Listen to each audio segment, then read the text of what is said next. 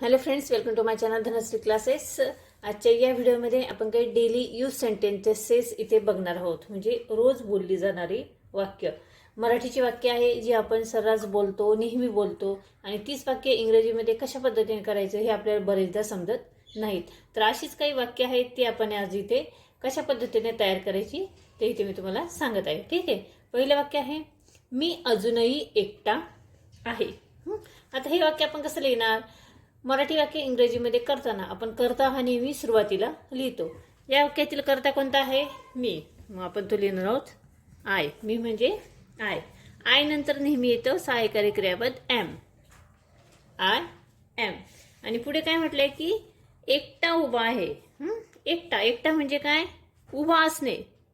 मी अजूनही एकटा आहे. एकटा आहे म्हणजे काय? स्टील.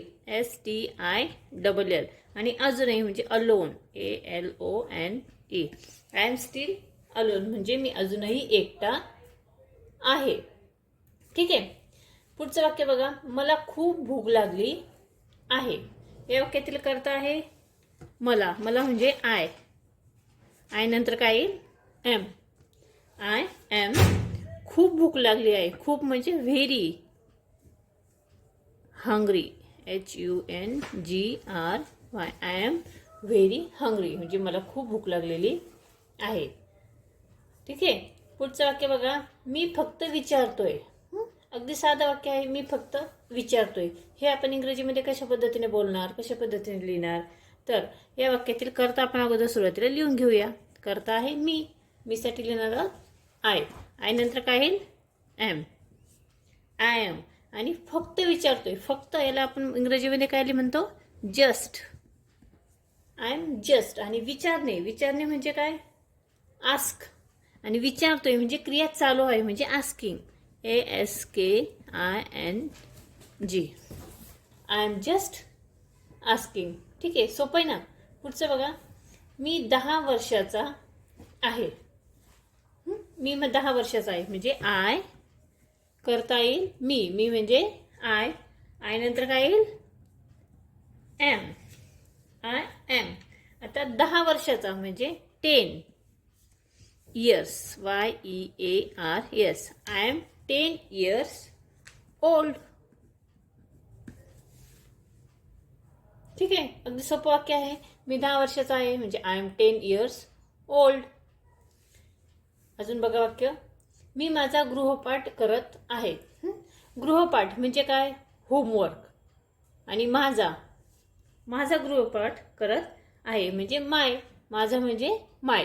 मराठी वाक्य जे आहे त्याचे जे शब्द असतात प्रत्येक शब्दाचे इंग्रजीमध्ये अर्थ हे जर आपल्याला माहीत असेल तर आपण मराठी वाक्य इंग्रजीमध्ये अगदी झपाट्याने करू शकतो.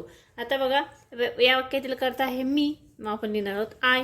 आय नंतर पुढे येईल एम. I am.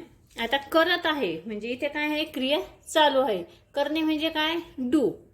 आणि क्रिया चालू आहे म्हणजे डुईंग. I am doing. काय करत आहे? माझा गृहपाठ म्हणजे माय होमवर्क.